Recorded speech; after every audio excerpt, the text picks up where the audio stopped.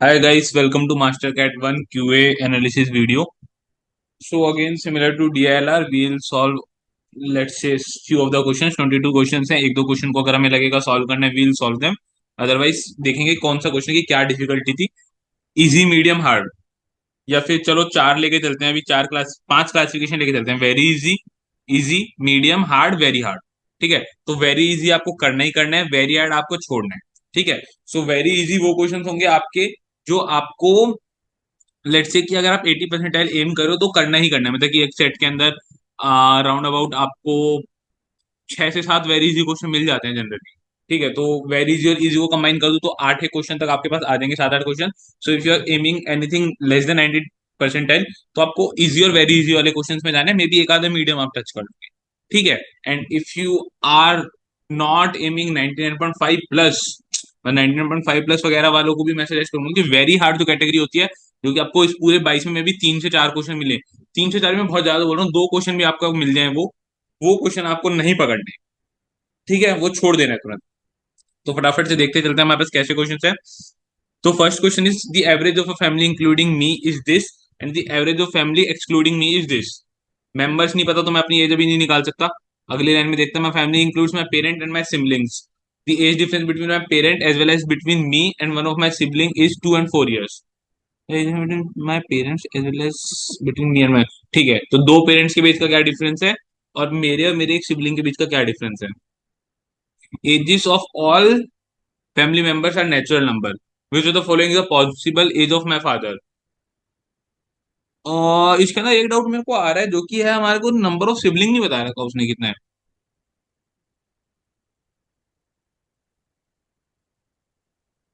Number of my sibling, तो may be इसके अंदर थोड़ा आपको करना पड़ेगा, है ना.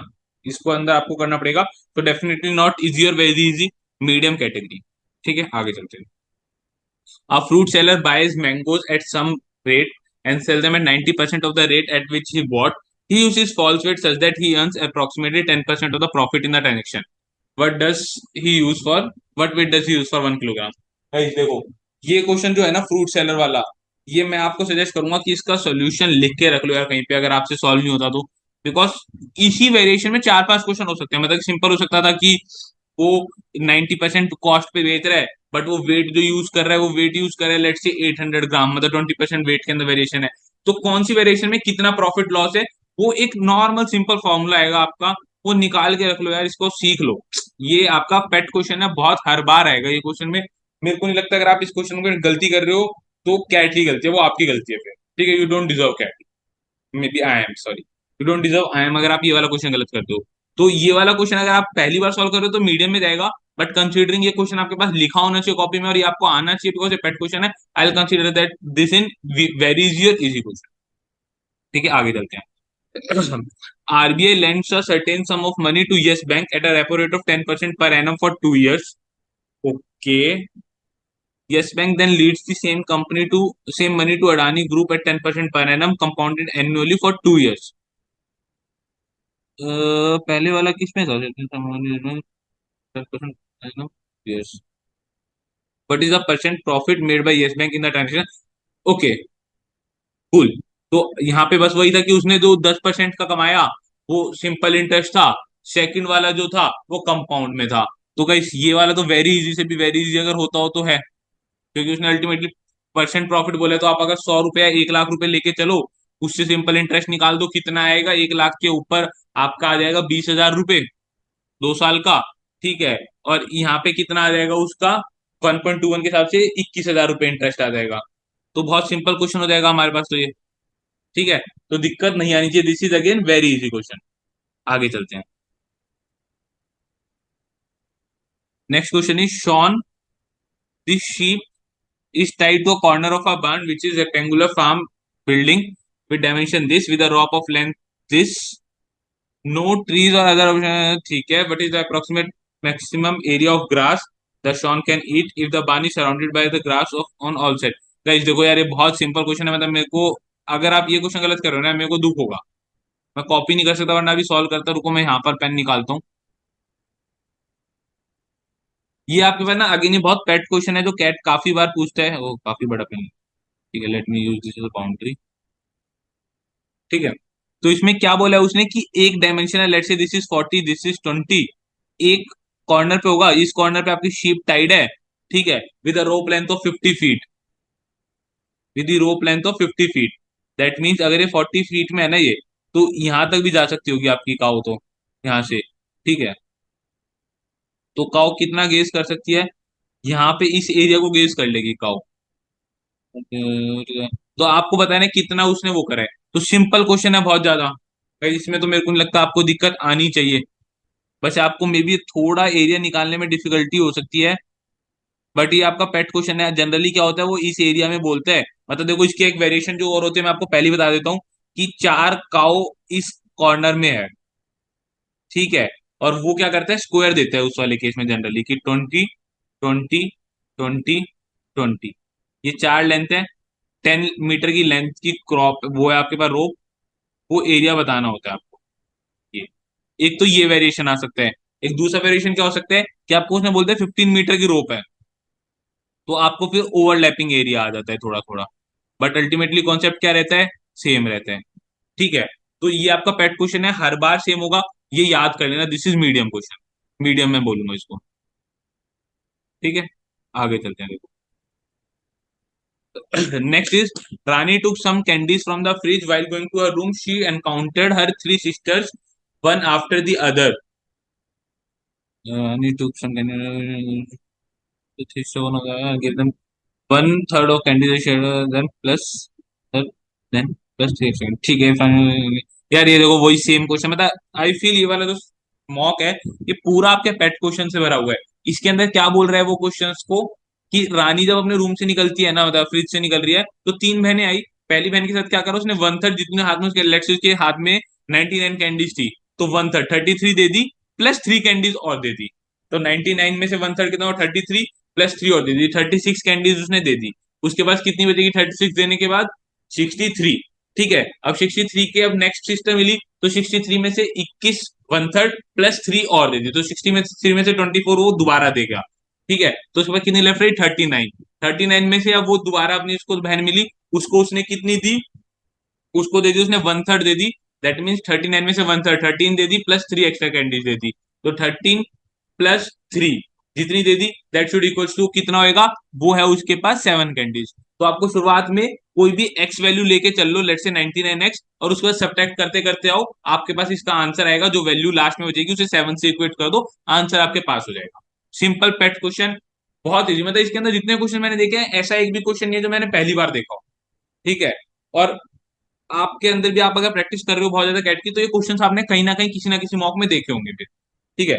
अगर नहीं भी देखे तो गाइस अभी देख लो, और इनको याद कर लो, मतलब मैं ये भी नहीं बोल रहा कि सॉल्व कर लो, याद कर लो, कि आपके पास जब कैट में क्वेश्चन आएगा तो आपको 1 मिनट नहीं लगना चाहिए क्वेश्चन सॉल्व करने के लिए, ठीक है। आपको देखते ही, जैसे मेरे को इस टाइम देखते ही क्लिक हो रहा है ना, कि कैसे कैसे कैसे करना है, मेरे को एक वैल्यू एक्स लेके चलनी है, 1/3 1/3 1/3 देते हुए जाना है, इतना इतना देते जाना है, आपका भी हाथ इसी तरीके से चलने है, this should not take less than more than 45 second, ठीक है।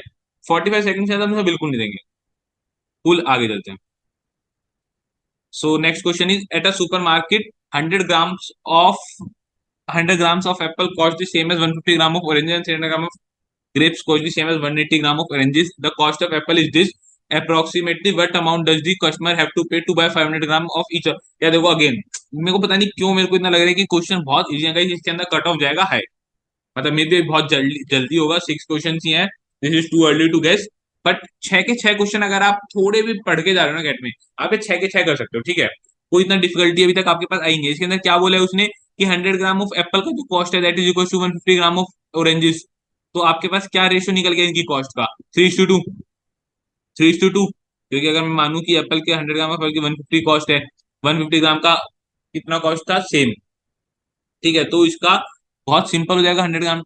तो आप इससे इनका रेशियो निकाल सकते हो, इससे ग्रेप का रेशियो निकाल सकते हो, तीनों का रेशियो निकल जाएगा, क्वेश्चन में कुछ बचेगा नहीं, जब एप्पल का कॉस्ट दे रखा है उसने पर किलोग्राम का। क्लियर है? क्लियर है? इसे मैं अगेन इजी कैटेगरी में दूंगा, और may be in very easy also, very easy में दूंगा मैं ये वाला, बहुत सिंपल क्वेश्चन था, ठीक है। Here comes the algebra, if x cube minus P x square plus Q x plus 10 is perfectly divisible by x plus 5, ठीक है। तो यानी एक एक्स की वैल्यू इक्वल्स टू -5, इसके रूट दे देगा हमें, मतलब दिस शुड एक्स की वैल्यू अगर -5 रखूंगा तो इसकी वैल्यू 0 होनी चाहिए, तो पी और क्यू में आपको कोई इक्वेशन मिल जाएगी। This is perfectly divisible by x-3। तो यहाँ पे अगर x की वैल्यू 3 डालूंगा तो अगेन पी और क्यू में कोई मेरे को कोई इक्वेशन मिल जाएगी। एंड आई थिंक यहाँ पे भी वन वेरिएबल है, यहाँ पे भी, तो पी और क्यू में एक इक्वेशन यहाँ से मिल जाएगी, एक इक्वेशन यहाँ से मिल जाएगी, और आप पी और क्यू की वैल्यू आई थिंक यहाँ से निकाल सकते हो। Simple guys, easy question. आपको इस वाले क्वेश्चन में अगर परफेक्टली डिविजिबल है, दैट मीन्स x+5, x=-5 आपका रूट हो गया, तो आप रूट को पुट करोगे, जब x=-5 पुट करोगे तो इसकी वैल्यू कितनी आनी चाहिए, 0। उससे आपके पास एक वैल्यू बन जाएगी p प्लस क्यू वाले फॉर्म में, p और q की फॉर्म में एक इक्वेशन में। सिमिलरली जब आप यहाँ पे x को 3 पुट करोगे तो p और q की फॉर्म में एक इक्वेशन यहाँ से बन जाएगी। Two equation, two variable, simple. Solve करो, p की वैल्यू निकालो, आंसर निकालो, सिंपल इजी क्वेश्चन। थोड़ा जल्दी करते हैं गाइस, आगे चलते हैं। ABC are 3 points on a circumference of a circle, area of circle is this and AB equals to this. Maximum possible area बताना है आपको ट्रायंगल एबीसी का। ठीक है, तो आपको उसने बताया है आपका एक सर्कमफ्रेंस है सर्कल का, उसके ऊपर एबीसी है, तो एबीसी क्या होगा मेरा, सॉरी, एबीसी मेरा एक ट्रायंगल हो गया। अब उसने बताया एरिया ऑफ सर्कल हमें बता दिया, एबी भी बता दिया। तो एरिया ऑफ सर्कल आपको क्या पता है, क्या होता है, पाई आर स्क्वायर। अगर एरिया ऑफ सर्कल आपका पाई आर स्क्वायर है, दैट मीन्स आपकी आर की वैल्यू क्या आएगी, 10। अगर आर की वैल्यू 10 है और ए बी की value 20, that means A B क्या हो गई, आपकी डायमीटर हो गई। ठीक है, अगर आपकी ए बी डायमीटर हो गई तो आपको सिंपल बताना है ट्रायंगल एबीसी का फॉर्म वो क्या होगा, एरिया। सिंपल है, हम निकाल सकते हैं इसको। आगे चलते हैं, मीडियम सेट में आएगा ये वाला। If 2x² + 7 divided by this equals to k, how many integral values can k not take. Okay, इसके अंदर आपको सॉल्व करना पड़ेगा कि अगर आपकी ये इक्वेशन है 2x² + 7 divided bye 3x² - 2 equals to के, तो आपकी कौन सी वैल्यू के नहीं ले सकता। तो आपको पता होगा कि नंबर सिस्टम की कुछ अलजेब्रा की कुछ लिमिटेशन होती है कि आपका डिनोमिनेटर 0 नहीं हो सकता, राइट।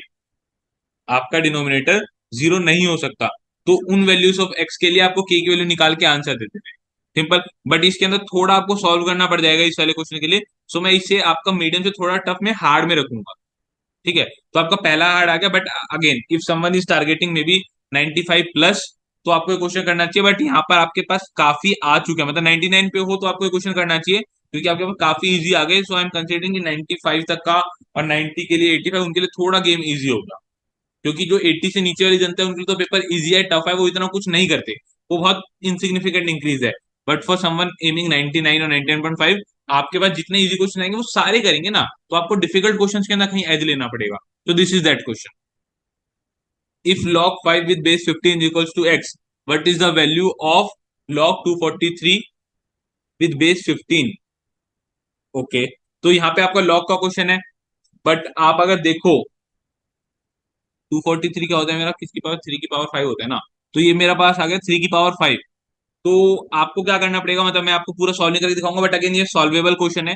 आपको लॉग की वैल्यू यहाँ पे दे रखी है एक्स के टर्म्स में, तो आप अगर इसे रिवर्स करते हो कि लॉग 15 विद बेस 5, तो एक्स की फॉर्म में आ जाएगा। विद इस 15 को आप क्या कर सकते हो, 3 × 5, तो लॉग 5 विद बेस 5 का बन जाएगा 1। तो आप उससे क्या निकाल सकते हो, log 3 with base 5।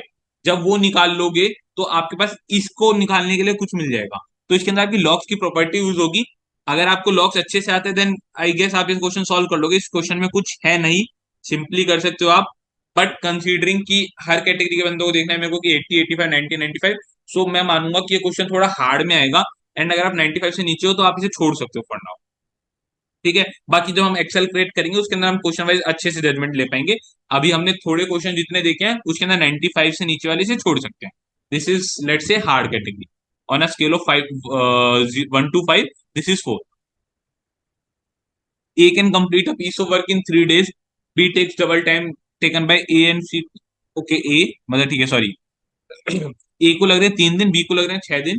C takes the double time B, तो C को कितना लग रहा है 12 days, और D को कितना लग रहा है double that of C complete that same task, तो D को कितना हो जाएगा 3, 6, 12, 24, तो D को हो गया 24 days। If contractor wants to complete a task in at most 4 days, in how many ways can he select the pair of workers.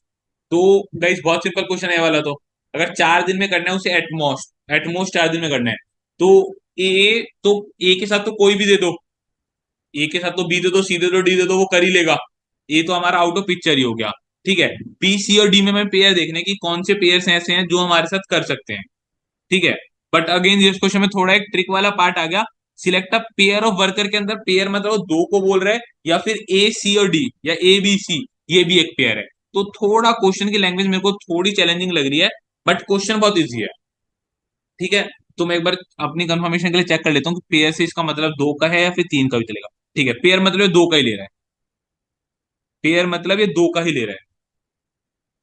और आप देखो तो हमारा वही है ना कि देखो ए के साथ तो सारे हैं ए के साथ तो सारे A B A C A D. आपको देखना क्या बचता फिर B C B D C D, इन तीनों में से कौन सा ऐसा है जो 4 दिन में कर सकते हैं। ठीक है गाइस, इसे सॉल्व करना आता है ना, क्योंकि जो ये सोल्यूशन मेरे को दिख रहा है सोल्यूशन तो अच्छा नहीं है। देखो आपको इसे किस तरह से करना होता है कि, और लेट्स से कि मैं कैसे करता हूँ। मैं इस क्वेश्चन को सॉल्व करता हूँ अपना इस तरीके से कि मैं मानूंगा, लेट्स से मेरे पास जो टोटल वर्क है, टोटल वर्क इज 24 यूनिट्स। तो ए को अगर मेरे पास ए को 3 दिन में कंप्लीट कर रहा है, तो ए की एफिशिएंसी क्या है, 8 यूनिट पर डे। बी की एफिशिएंसी क्या है, बी को 6 दिन लग रहे हैं तो इसकी 4, सी की है 2, और डी की है 1। अब मेरे को चाहिए कि मैं अपना काम एटमोस्ट 4 डे में कर लूं। तो मेरी टोटल वर्क है 24। अब मेरे को चाहिए कि मैक्सिमम 4 दिन लगे। तो मेरा एक दिन के अंदर, 1 डे के अंदर कितनी यूनिट ऑफ वर्क होना चाहिए, 6 और मोर, 6 और मोर काम होना चाहिए। तो मैं ए के साथ तो इन सबको दे ही सकता हूँ, A B A C A D. तो ये पेयर हो गए A B A C A D. अब मैं देख लेता हूँ बी के साथ कौन कौन पॉसिबल है। बी के साथ सी हो सकता है पॉसिबल, बिकॉज 4 और 2 6। बी के साथ डी हो सकता है, नहीं। सिमिलरली सी और डी हो सकता है, नहीं।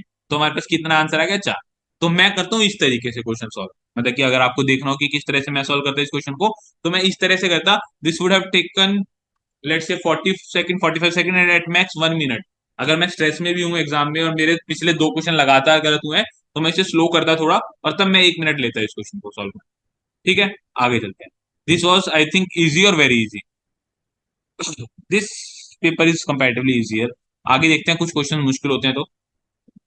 A and B start working on a project. After 10 days, B is replaced by C, who can complete the project alone in 20 days. If A and B can complete, A and B together can complete the project in 30 days, then find the day on which the project will be completed after C replaces B, if the efficiency of B is twice. ठीक है, तो इसके अंदर थोड़ा आपको difficulty, मतलब हमने work time and work का पिछले वाला क्वेश्चन देखा, दैट वाज इजी क्वेश्चन। ये वाला टाइम एंड वर्क का थोड़ा डिफिकल्ट होगा, मतलब कि इफ यू आस्क मी, तो मेरे को ये भी मैं इजीली सॉल्व कर सकता हूँ और आप भी इजीली सॉल्व कर सकते हो अगर आप थोड़ा सॉल्व कर रहे हो। बट कंसीडरिंग कि हमें हर रेंज वाले को ध्यान रखना है, तो ये उनके लिए थोड़ा डिफिकल्ट हो सकता है, बिकॉज इसके अंदर आपको तीनों की एफिशिएंसी कंपेयर करनी है, तीनों के अलग अलग डेज आ रहे हैं। सो मैं इसे मीडियम टू हार्ड में रखूंगा, मैं भी मीडियम में ही रखना चाहूंगा, मैं हार्ड में तो नहीं बोल सकते। एंड गाइस थोड़ा मेरा बायस रहेगा अरिथमेटिक की तरफ, ठीक है। तो मे बी अगर आप अरिथमेटिक के लिए स्ट्रांग नहीं हो, तो आप इसको मे बी एक लेवल अप मान सकते हो। मतलब ये बहुत सिंपल, मैं आपको बता देता हूँ कि हर किसी का ना कुछ एज होता है। जैसे arithmetic, algebra, geometry, and let's see everything is miscellaneous, मतलब जो आपका मॉडर्न मैथ्स हो गया, या फिर पीएनसी, प्रोबेबिलिटी, नंबर सिस्टम भी कोई मैं मिसलेनियस में मान लेता हूँ। 4 कैटेगरी मेजर मेजर मान के चलते हैं, arithmetic, algebra, geometry and miscellaneous. Let's say M से मिसलेनियस है। इन चारों के अंदर आपका कोई ना कोई एज होगा। जैसे my favourite is arithmetic, second is algebra, third is, दोनों इक्वल है। मिसलेनियस और ज्योमेट्री में मेरा कोई इतना बायस रहता नहीं, दोनों सेम लगते हैं मेरे। तो मेरे को अगर जो अरिथमेटिक में वेरी इजी लग रहा है, पॉसिबल कि वो आपको इजी लग सकता है। ठीक है, मे बी जो मेरे को अरिथमेटिक में मीडियम लग रहा है वो आपको हार्ड लग सकता है। तो एक का बफर आप लेके चल सकते हो कि आपका वो स्ट्रॉन्ग पॉइंट है या नहीं है। कुल, तो जैसे मेरे को ये वाला क्वेश्चन मे बी मीडियम लग रहा है, तो आपके लिए हार्ड हो सकता है। तो आप ऐसा मत बोलो कि सर मेरे लिए तो ये हार्ड था, आप मीडियम क्यों बोल रहे हो। For me it is medium. मतलब कि अगर किसी का अरिथमेटिक एज है, उसके लिए मीडियम हो सकता है क्वेश्चन। आगे चलते हैं। A sequence AI of 28 numbers is an AP, given that A1 plus 2A8 plus A18 plus A24 plus A28 is equals to 96. What is the sum of entire sequence of 28 numbers? ठीक है, तो question तो हो जाएगा ये। आपको यहां से अगर आप देखोगे, तो ए और डी के टर्म्स में एक इक्वेशन मिल जाएगी आपको। ए और डी के टर्म्स में एक इक्वेशन मिल जाएगी। और जितना मैं इस क्वेश्चन को जज कर पा रहा हूँ, आप जो 28 नंबर्स का सम रखोगे, वो आप कैसे निकालते हो, जो आपका एस एन का फॉर्मूला है उस वाले में रखोगे। ए और डी में एग्जैक्ट नंबर का फॉर्म आएगा, जो आपका ए और डी यहाँ पे आएगा, और आप उसमें पुट कर सकते हो। ठीक है, तो मीडियम क्वेश्चन है। अगर आप एपीजीपी से बहुत फेमिलियर हो, तो ये क्वेश्चन बहुत ईजी है, सीक्वेंस सीरीज वाला। मीडियम में रखते हैं फिर भी हम इसे। नेक्स्ट क्वेश्चन है हमारे पास, there are two containers A and B with individual capacity of 1500 litres each. Originally, A has only 500 liters of wine in it, and B has only 500 liters of water in it. 100 liters of solution from A is transferred to B. Okay. Then 100 liters of solution from B is transferred to A. This constitutes one shift. After seven such shifts, what will be the value of the following ratios? तो guys इस वाले के अंदर क्या होगा ना, इस वाले में क्या होता है आपको, मतलब कि ये तो खैर बहुत सिंपल आ रहा है, बिकॉज इसके अंदर आप देखो कि इंडिविजुअल कैपेसिटी दोनों की 1500 लीटर्स है।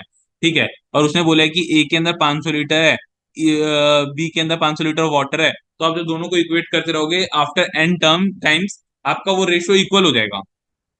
आफ्टर एन टाइम्स आपका रेशियो इक्वल हो जाएगा।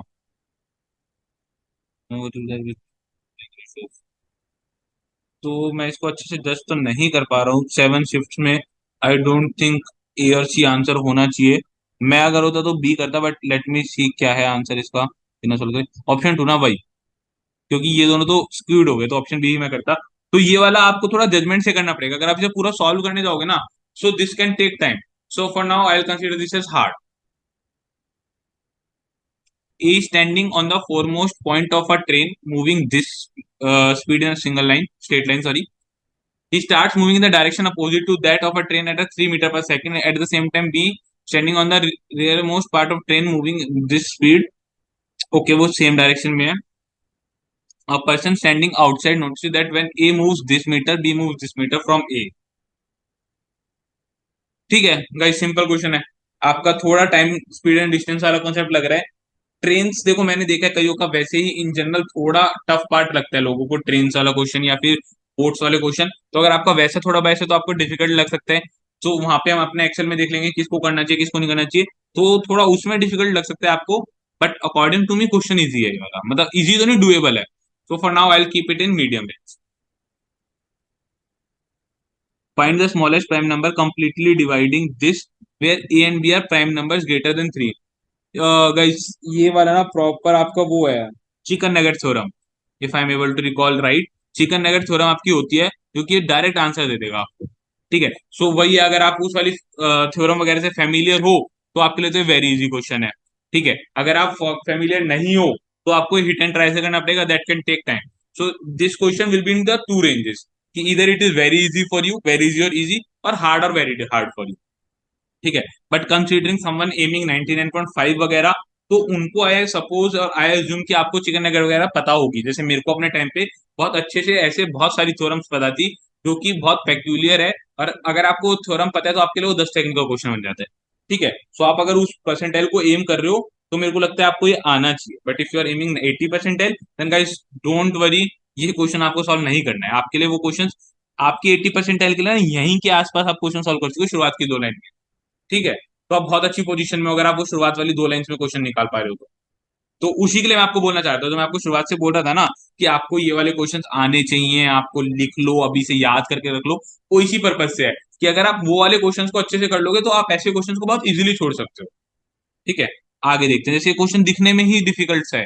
सो अगर आप 80 85 90 परसेंटाइल एम कर रहे हो तो आपको फिर अगर आप पहले ही अपना जो होता है ना बेयर सर्वाइवल वाला स्किल, कि आपको मानो 90 परसेंटाइल के लिए आपको 9 क्वेश्चन सही चाहिए, तो आप अगर 9 क्वेश्चन पहले ही सही कर चुके हो तो आपको ये वाला क्वेश्चन देखिए डर ही नहीं लगेगा, आप बहुत कॉन्फिडेंस से सॉल्व कर सकते हो। तो गाइस वो जो मैं आपको बोल रहा था शुरुआत वाले क्वेश्चंस में कि आपको वो याद कर लो, लिख लो, वो वाले सीख लो अच्छे से उसके सारे variation, then I really mean it कि वो कर लो। सॉरी, हाँ। देखते हैं question. A cube A B C D E F G H, okay, of side one unit is kept on a table as shown. ठीक है।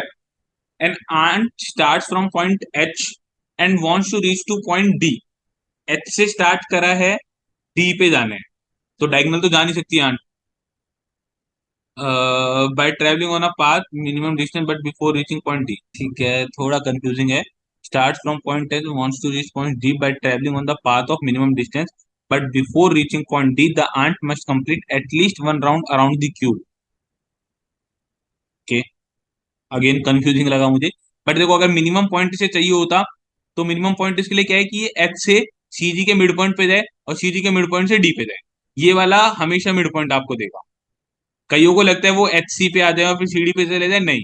आपको सी जी के मिड पॉइंट पे देन सी जी के मिड पॉइंट से डी, ये आपका आंसर होता अगर आपको डायरेक्ट मिड पॉइंट देना होता, मिनिमम डिस्टेंस वाला पॉइंट देना होता। बट मैं ये वाली लाइन नहीं समझ पा रहा हूँ one round around the cube क्या है? अगर one round around the cube मानू तो मे बी इसका आंसर फोर हो सकता है, मतलब फोर तो मिनिमम है ही। So I am not sure, let me see the solution कि वो one line one round around the cube से क्या बोलना चाह रहे हैं। टी से वो गया, एच से स्टार्ट करा ना गेम, तो उसने तो ये उसका डायग्राम बता देगा। ये गाइस जो मैंने आपको बोला था ना कि मे बी ये वन राउंड से वही बोलना चाह रहे हैं कि एक इसका पूरा ट्रैवर्स करना है और उसके बाद वो स्मॉलर आ रहे हैं। तो इसको जो क्वेश्चन के अंदर जो लैंग्वेज की डिफिकल्टी है उसको कंसीडर करते हुए मैं इसे हार्ड में रखता हूँ। ठीक है, आगे। If L is equal to A square minus sixteen A plus this and A की वैल्यू लाई कर रहा है between -2 to 2, find the maximum value of L. Simple, ये तो अगर आप देखो तो मिनिमम 48 तो है ही। अगर मैं ए को जीरो भी पुट करता हूँ मिनिमम 48 तो है। दैट मीन्स ये तीनों ऑप्शन तो, ये दोनों ऑप्शन तो पहले एलिमिनेट हो गए। ठीक है, ये दोनों ऑप्शन तो पहले एलिमिनेट हो गए। इसके अंदर मैं क्या कर सकता हूँ, अगर मेरे को मैक्सिमम वैल्यू भी निकालनी है, मैं डेरिवेटिव भी निकाल के देख सकता हूँ यार। इसके अंदर सिंपल, 2 = 16, a = 8, नॉट पॉसिबल। ठीक है, क्योंकि एट हमारे लिए है नहीं। डबल डेरिवेटिव करके उसका मैक्सिमम और मिनिमम निकाल सकता हूँ, बट उतना मेहनत करना ही नहीं है ना यार। मैं इन चारों पॉइंट को पुट करके देख लूंगा कि मेरे ग्राफ की क्या डायरेक्शन जा रही है। अल्टीमेटली मैं इस दो पॉइंट तो एलिमिनेट कर ही चुका हूँ ना। तो आंसर इन दोनों में से कोई एक होगा। एंड जितना मैं जानता हूँ अपने कॉन्ट्स को, मेरे को लग रहा है ऑप्शन सी आंसर होगा इसका। क्योंकि 48 अगर आपके जीरो पे आ रहा है तो -2 या +2, किसी एक तरफ तो वैल्यू ग्राफ की इंक्रीज कर ही रही होगी ना, अनलेस ग्राफ आपका इनवर्स मिल जाए तो। देखा, सी। तो गाइस आपको भी यही वाला जजमेंट चाहिएगा ना, जो मैंने आपको क्वेश्चन बिना सॉल्व करे भी एक बहुत कैलकुलेटिव वो गैस ले लिया। तो अगर मैं 15 सेकंड में बचे और मैं क्वेश्चन रीड कर गया तो मैं इसके अंदर सी मार्क करके आगे चला जाता। तो उसके अंदर आप बोलोगे गौरव का तुक्का काम आया, तो तुक्का नहीं है ना वो मेरा कैलकुलेटेड रिस्क है। मेरे को पता लग गया कि ए की वैल्यू जीरो के अंदर 48 तो वैल्यू ऑफ एल आ ही रही है। दैट मीन्स ये दो तो एलिमिनेट हो ही गए। Out of these two 84 and 48, अगर मेरी वैल्यू, देखो मैं आपको दिखाता हूँ मैंने कैसे सोचा।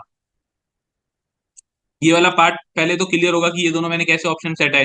अगर a = 0 मैं पुट कर रहा हूँ तो ये दोनों कट जाएंगे, 48 तो है ही, दैट मीन्स ये तो मैक्सिमम हो ही नहीं सकता। अब आप देखो कि एक ग्राफ है, a = 0 पे उसकी वैल्यू ये है और मेरे को इस रेंज में बताना है। तो अगर मेरे ग्राफ की वैल्यू कुछ इस तरह से जा रही है तो एक तो पॉसिबल है कि ऐसे आ रहा होगा ग्राफ मेरा, यूं इंक्रीजिंग, यूं डिक्रीजिंग, और मे बी यूं डायरेक्ट आ रहा हो कि स्लोप आ रहा है। तो यहाँ पे भी किसी ना किसी एज पे तो वैल्यू इंक्रीज हो रही होगी। सिर्फ एक केस पॉसिबल था जो कि 48 ही जिसका आंसर हो सकता था। सॉरी, दूसरा बना, कि a = ये जीरो मैक्सिमम होता, वो तब होता अगर ग्राफ हमारा इनवर्स आ रहा हो। ठीक है, तब पॉसिबल होता। But I highly doubt this, because A की वैल्यू अगर मैं कल को मिलियंस में रख दूं, ए की वैल्यू इन्फिनिटी रख दूंगा, तो ये एल की वैल्यू मेरा कभी डाउन में जाएगा ही नहीं ना। ए की वैल्यू तो हमेशा यूं कहीं ना कहीं इंक्रीज में आ रही होगी। ठीक है, सो मैंने ऐसे सोचा। बट जरूरी नहीं है कि ये सही हो। अगर मेरे को और 5 सेकंड दोगे, 10 सेकंड दोगे, तो मैं सॉल्व करना प्रेफर करूंगा इसके अंदर। ठीक है, चलो आगे देखते हैं। बट हाँ, मीडियम क्वेश्चन रखना चाहूंगा मैं इसे। मे बी आपको अगर थोड़ा डिफिकल्टी, बट यार मीडियम इसलिए रखूंगा बिकॉज दो ऑप्शन तो डायरेक्टली एलिमिनेट कर पा रहे थे ना, तो इसे मीडियम में रखना चाहूंगा। आगे देखते हैं। A family dines at a restaurant and family dines at a restaurant and one of the family member gives rupees 400 to pay the bill and doesn't take back the change, leaving the change as a tip to waiter. ठीक है, the bill comprised the actual cost of food and service tax of 12.5%. The service tax was rupees 40। अरे यार देखो guys, ये बहुत arithmetic का simple question है। आपको उसने बोला है क्या, तो मेरे को रुका नहीं जा रहा है क्वेश्चन सॉल्व कर। लेट्स से बिल अमाउंट है 8x। ठीक है, उसके ऊपर 12.5% का सर्विस टैक्स हो गया। दैट मीन सर्विस टैक्स क्या हो गया, एक्स। ₹5 की टिप है। इन तीनों का सम है, दैट इज इक्वल टू 400। उसने आपको एक्स की वैल्यू दे ही दी, तो आपको जब एक्स की value they the, that means 9x = 400। X की वैल्यू आपको दे ही रखी है 40, तो वाई की वैल्यू कितनी आ गई, 40। लो, हो गया सॉल्व। ठीक है, सिंपल क्वेश्चन, वेरी इजी। आगे चलते हैं। 5 raised to the power x = 30 raised to the power -5। Okay, ठीक है। So 5 raised to the power x = 30 raised to the power -y = 6 की power z, such that x y z is not equal to 0। हाँ ये बहुत अच्छा step लिखा उसने। Otherwise तीनों को जीरो एज्यूम करके आप मान सकते थे कि हाँ सही है, बिकॉज 1 = 1 = 1 हो जाता। What is the value of X Y? Plus Y Z plus Z X divided by X X into Y into Z. तो ये क्वेश्चन थोड़ा डिफिकल्ट हो सकता है सॉल्व करना। मे बी आई थिंक इसके अंदर लॉग्स के कॉन्सेप्ट यूज होंगे। ठीक है। सो फॉर नाउ मैं मानता हूँ कि क्वेश्चन डिफिकल्ट है, बिकॉज लॉग्स मैंने कैसे गेस करा, क्योंकि आप इसके देखो 5 और 6 इनका मल्टीप्लीकेशन 30 आ रहा है। ठीक है। तो ये थोड़ा डिफिकल्ट हो सकता है, सो फॉर नाउ मैं इसे हार्ड में कंसिडर कर सकता हूँ, और may be even very hard also, अगर आप बहुत ज्यादा वर्स नहीं हो, बिकॉज इसके अंदर आपको थोड़ा टाइम टेकिंग है। सो मैं जो बोल रहा था ना, कुछ क्वेश्चन आपको छोड़ने होते हैं, this is that question, unless you are sure about. if f is a function such that function of x plus y equals to function f xy for all values of xy greater than equals to 4, domain of f is this and f it equals to this, find f 100। Guys देखो simple question, जो आपका ये वाला form होता है ना, F X Y equals to F X plus Y, ये एक इक्वेशन में लीड करेगा। उस इक्वेशन के लिए आपको डोमेन ऑफ एफ दे रखा है और उसने एफ एट की वैल्यू दे रखी है, तो आपको सिंपल एफ हंड्रेड बताना है। तो ये क्वेश्चन ऐसा है, अगर मैं आपको बोलूं कि अगर आपको आता है तो आता है, मतलब मे बी ये थोड़ा गलत साउंड कर रहा है, अगर आपने फंक्शंस पढ़े हैं ना तभी आप सॉल्व कर पाओगे इसे। ऐसे वाला क्वेश्चन है ये। ठीक है। तो अगर आपने फंक्शंस पढ़े then this is easy for you, otherwise थोड़ा डिफिकल्ट हो सकता है।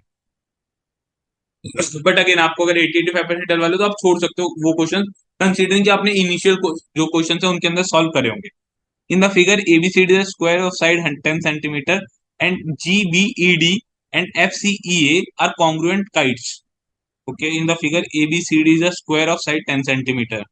ABCD is a square of side 10 centimeter. ठीक है। GBED, GB, GBED, okay, and FCEA, okay, ये दोनों काइट्स हैं, हाँ काइट है ना, ये वाली स्मॉल साइड है, ये लॉन्ग साइड है, एंड कॉन्ग्रुएंट है दोनों। ठीक है। If AF and GD intersect each other at H, AF GD intersect each other at H, तो ये वाले पॉइंट का नाम होगा H. Find the area of H A D. H A D. तो गाइस जो मेरे को इसके अंदर समझ आया ना, अगर आपको ज्योमेट्री के कॉन्सेप्ट्स आते हैं तो आप ये क्वेश्चन कर सकते हो, मतलब कि even if you ask me तो मैं क्वेश्चन में भी सॉल्व ना करता, क्योंकि मतलब मेरा ज्योमेट्री ऐसे बहुत ज्यादा स्ट्रॉन्ग एरिया था नहीं। ठीक है। और मेरे को अरिथमेटिक में क्या नंबर्स में खेल सकता हूँ, ज्योमेट्री के अंदर आपको प्रॉपर्टीज आती है तो आप सॉल्व कर सकते हो, तो इसे मैं थोड़ा मीडियम टू हार्ड में रखूँ। ठीक है। सो हमने सेट देखा ये वाला 45 to 66, and I think question were comparatively easy in this set. अभी हम जो एक्सेल बनाएंगे एक इसके बाद नेक्स्ट वीडियो में, जिसके अंदर we will categorize all the 22 questions into this 5 range, और हम देखेंगे कौन सा क्वेश्चन किसको करना चाहिए था। Hi guys, welcome to master CAT one excel video, जिसके अंदर हम क्या करेंगे, अपने जो हमने सॉल्व करे सेट, उस सेट के हर क्वेश्चन को डिफिकल्टी वाइज रखेंगे, और हम डिसाइड करेंगे बाद में कि कौन सा क्वेश्चन किस रेंज के परसेंटाइल वाले को सॉल्व करना चाहिए था। ठीक है। For that I have created this template, जिसके अंदर हमारे पास क्वेश्चन नंबर है, डिफिकल्टी लेवल हम यहाँ पे डिसाइड करेंगे अपना, very easy, easy, medium, difficult, very difficult, and for different different percentiles आपको कितने मार्क्स लाने चाहिए थे। ठीक है। सो इसके बेसिस पे हम सॉल्व करते हैं। तो हमारा फर्स्ट क्वेश्चन जो हमने देखा था एवरेज एज वाला, तो हमने इसे शुरुआत में आई थिंक मीडियम और हार्ड में क्लासिफाई करा था। तो let's say this is difficult, this is difficult, let's move to second question. Okay, ये वाला क्वेश्चन मैंने आपको बताया था कि अगर आपको पूरा फॉर्मेट आता है तो आपके लिए बहुत इजी है। ठीक है। Very simple question. बट अगर आपको क्वेश्चन मतलब फॉर्मेट नहीं भी पता, तो in that case this is easy for you, मतलब बट आई एम कंसिडरिंग आपको फॉर्मेट पता होगा, so let's consider this easy. RBI वाला दिस इज वेरी इजी। ठीक है। तो सिंपल, सिंपल इंटरेस्ट और कंपाउंड इंटरेस्ट का डिफरेंस निकालना, राइट। दिस वाज वो क्वेश्चन जिसके हमने डिसाइड करा था कि एरिया मतलब लेंथ ज्यादा हो रही है रोप की, तो वो कॉर्नर बचा था। तो थोड़ा डिफिकल्टी हो सकती है कैलकुलेशन में, इसके कुछ वेरिएशन बहुत इजी होते हैं, कुछ डिफिकल्ट होते हैं, सो फॉर दैट पर्पस मैं इसे मीडियम में रख देता हूँ चलो अभी के लिए। ठीक है। 48, 49, ये अगेन मतलब कि ये बहुत सिंपल क्वेश्चन हो जाता है आपका, जिसके अंदर आपको पता ही है कि वो वन थर्ड डिस्ट्रीब्यूट करते हुए जाने, तो थोड़ा कैलकुलेशन डिफिकल्टी हो जाती है कुछ इस केस में। बट कंसीडरिंग कि आपने इस टाइप का क्वेश्चन पहले देखा है, so I am giving this is easy. ठीक है। आगे देखते हैं। Very easy guys, very easy. कि कितना कितना था उसका, जो आपको रेट ही बता दिया एग्जैक्ट और रेशियो बता दिया, तो बहुत इजी हो जाएगा। इस वाले में two equation two variable, but मैं कंसिडर कर रहा हूँ कि आपको परफेक्टली डिविजिबल वगैरह का मतलब थोड़ा पता होना चाहिए, देन थोड़ा कैलकुलेशन मिस्टेक भी ना करो, बिकॉज एक्स की पावर फोर थ्री।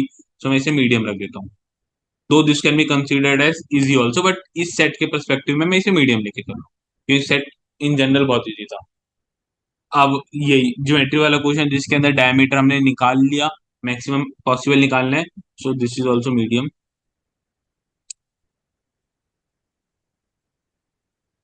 इंटीग्रल वाला difficult, in fact I can consider this very difficult also. ये one of the toughest question था इस सेट का। This was also difficult. अगर लॉग की प्रॉपर्टी पता है आपको तभी सॉल्व कर पाओगे आप, तो डिफिकल्ट रखते हैं उसको।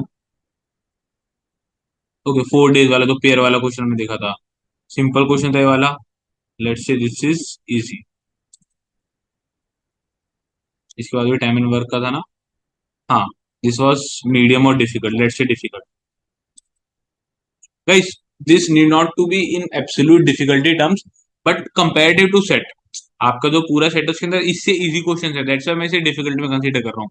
अगर कोई हमारा बहुत डिफिकल्ट सेट आ जाता है, बहुत ज्यादा ही डिफिकल्ट है, उसके अंदर क्वेश्चन हिल ही नहीं रहे हैं, तो मैं भी ये उसको सेट के अंदर मीडियम। ठीक है,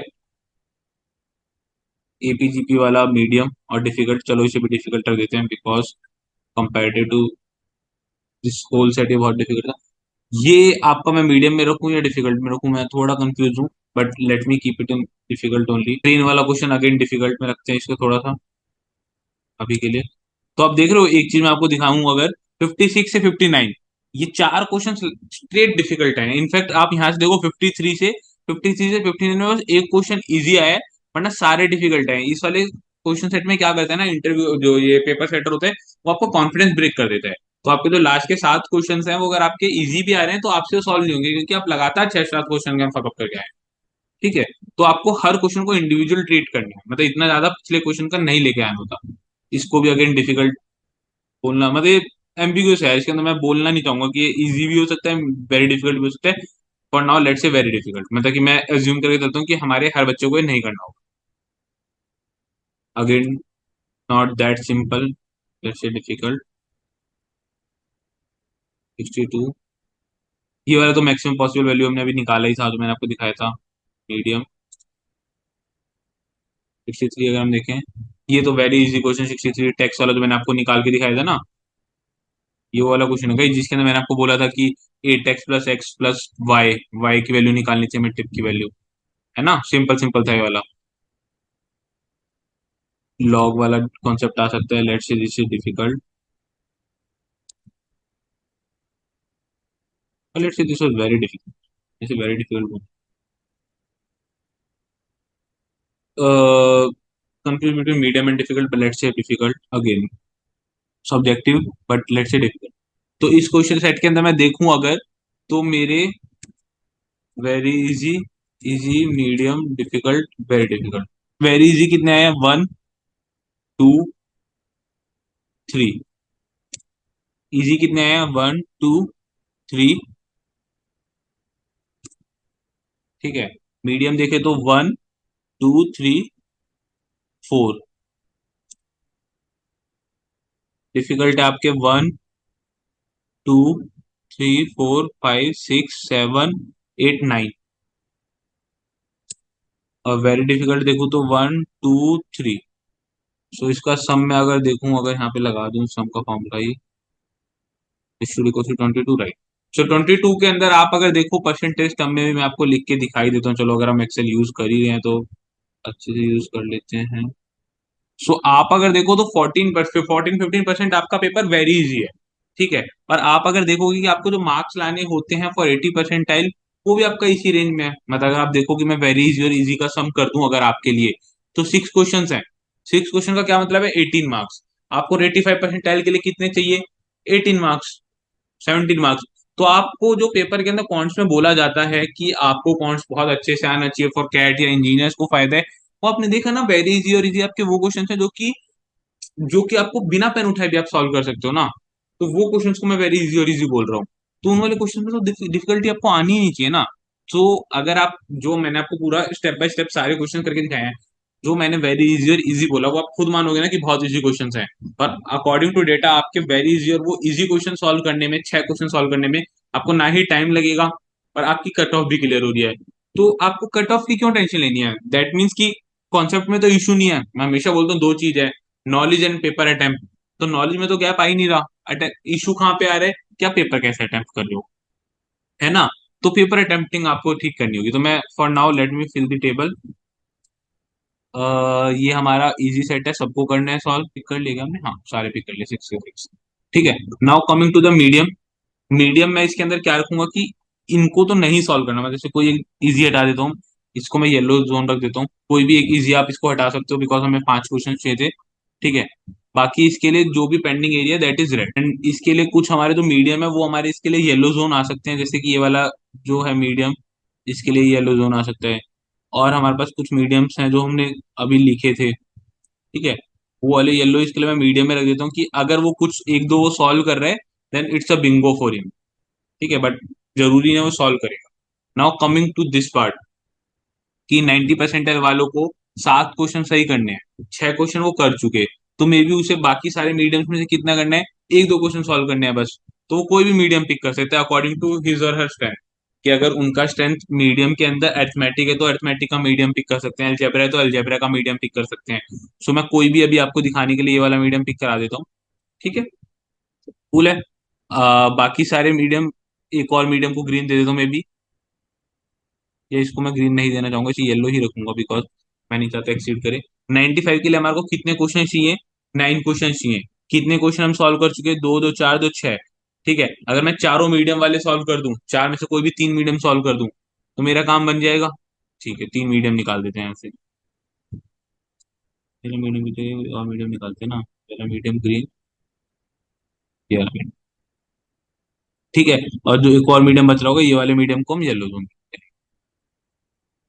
ठीक है, अब हम देखते हैं 99 परसेंटाइल। इस वाले जो मॉक का टाइप है 99 परसेंटाइल में क्या हो जाता है कि आपको मीडियम के साथ साथ ना कुछ थोड़े डिफिकल्ट पिक करने पड़ेंगे।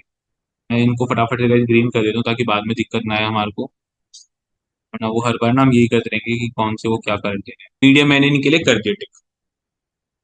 ठीक है, मीडियम सारे हो गए ना, कोई मीडियम तो नहीं बच रहा ना अब हमारे पास इनके लिए, आगे वाली परसेंटाइल्स के लिए।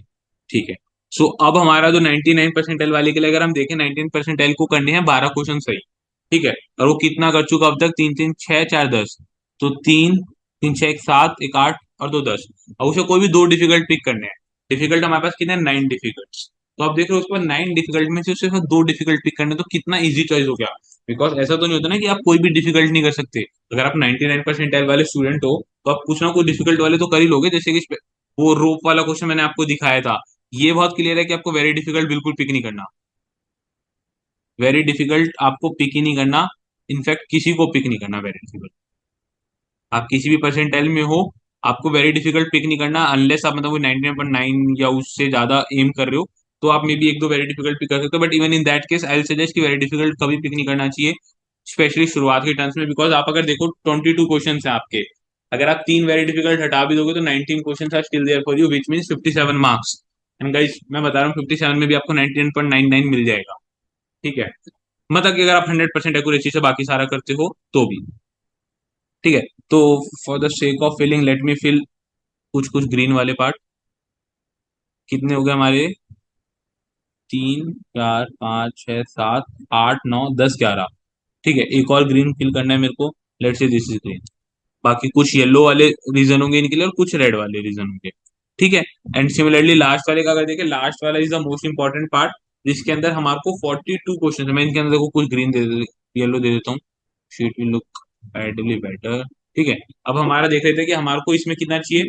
हमारे को 14 क्वेश्चन नेट करेक्ट चाहिए, जिसके अंदर हम कितने कर चुके? 10 क्वेश्चन कर चुके। तो आपको इन 9 में से सिर्फ 4 करने हैं ग्रीन। ठीक है, 9 में से 4। तो अगर आप 99.5 एम कर रहे हो, सो आई एम एज्यूमिंग आप 50% डिफिकल्ट क्वेश्चन तो कर सकते हो। ठीक है, क्लियर है? ये हो गए ये। बाकी के आपके 4 मैं कर देता हूँ येलो, कि आप येलो जोन में हो। क्योंकि अगर आप 99.5 ला रहे हो, आई एम एज्यूमिंग कि आप कुछ डिफिकल्ट करने की पोजीशन में हो। ठीक है गाइस, तो दिस वाज आवर टेबल। बाकी को मैं रेड फिल कर देता हूँ, जो कि आपको लीव करने हैं। फिर आई होप आपको एक कलर कोडिंग वाला कॉन्सेप्ट थोड़ा बेटर लग रहा होगा। ये समझ पा रहे होगे कैसे क्वेश्चंस को पिक करना है, कैसे लीव करना है। कूल गाइस, आई होप अच्छा लगा होगा ये वाला एनालिसिस भी आपको, पॉइंट्स का फॉर मास्टर कैट वन। कुछ चल